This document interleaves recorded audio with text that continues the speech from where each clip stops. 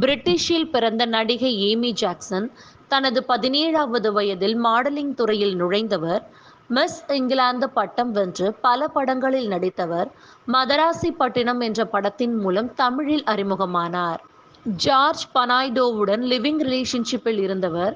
2019ஆம் ஆண்டு நிச்சயதார்த்தத்தை அறிவித்த சில மாதங்கள் கழித்து ஆண் குழந்தையை பெற்றவர்.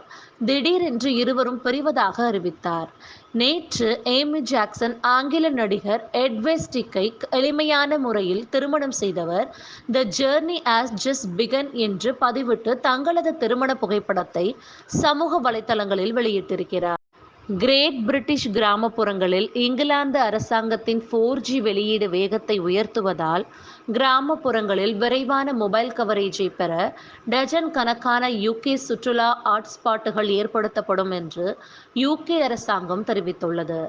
இந்த சேவையால் மலையேறுபவர்கள் மற்றும் வனவிலங்கு பார்வையாளர்கள் வேகமான நம்பகமான மொபைல் கவரேஜை அனுபவிப்பார்கள்.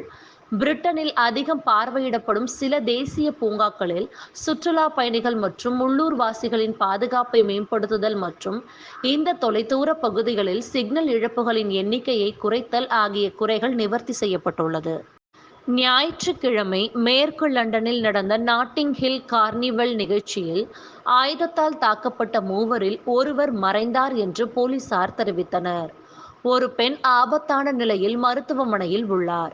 29 வயது இளைஞன் பலத்த காயங்களுடன் உயிருக்கு ஆபத்தான நிலையில் மருத்துவமனையில் இருப்பதாகவும், முதியவர் ஒருவர் கடுமையாக தாக்கப்பட்டார், அவரின் நிலை கவலைக்கிடமாக உள்ளதாகவும் அறிவித்துள்ளனர்.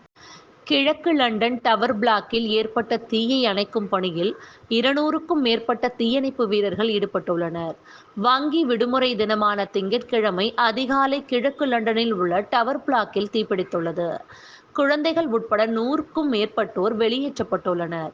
வானளவு எழுந்த புகைமூட்டத்தை அணைக்க 40 தீயணைப்பு வாகனங்கள் மற்றும் 225 தீயணைப்பு வீரர்கள் போராடி தீயை அணைத்து வருகின்றனர்.